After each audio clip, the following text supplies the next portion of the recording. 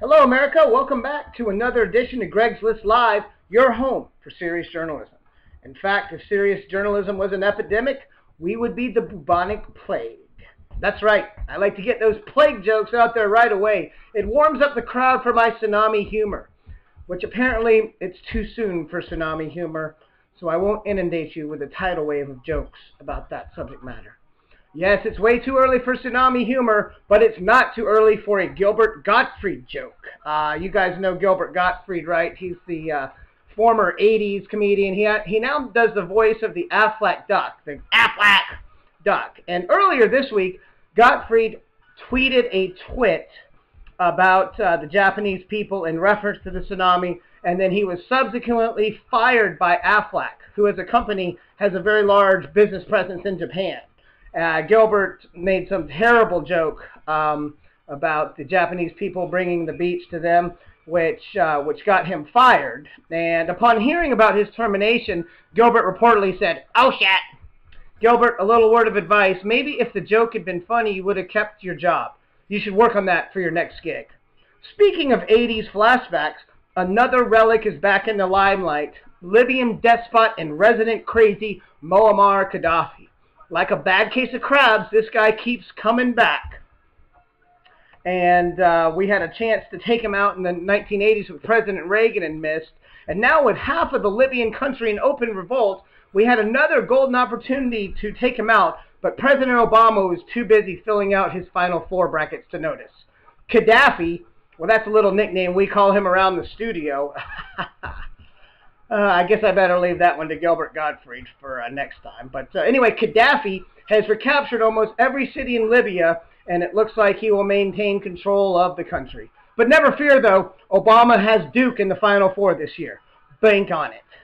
Indeed, the president does have a lot on his plate. In addition to Libya and the island nation of Bahrain in open revolt, Japan's nuclear crisis is teetering on the verge of catastrophe. In fact, as the fallout comes to the United States, we may all be glowing like John Boehner.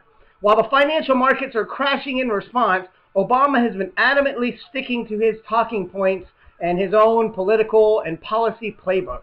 That's meant ignoring the red siren headlines to hammer away at his jobs and education message that will be the centerpiece of his 2012 election campaign. Really? The only two jobs Obama has created are the Supreme Court Justices Sonia Sotomayor and Elena Kagan. So I don't really know how he's going to be focusing on those. He also is going to continue on his 5-day vacation down to South America. He's leaving on Friday, and he's headed to sun-dappled Rio de Janeiro, Chile, and a couple other countries. And we can only hope the paparazzi does not take any pictures of Michelle Obama in a thong. Before he left, the president's new Robert Gibbs guy, a guy named Jay Carney, sorry, a circus freak, Jay Carney, was defending the president's trip. He said, Carney said, the president is taking this trip because he is committed to growing the economy and rebalancing our national security posture.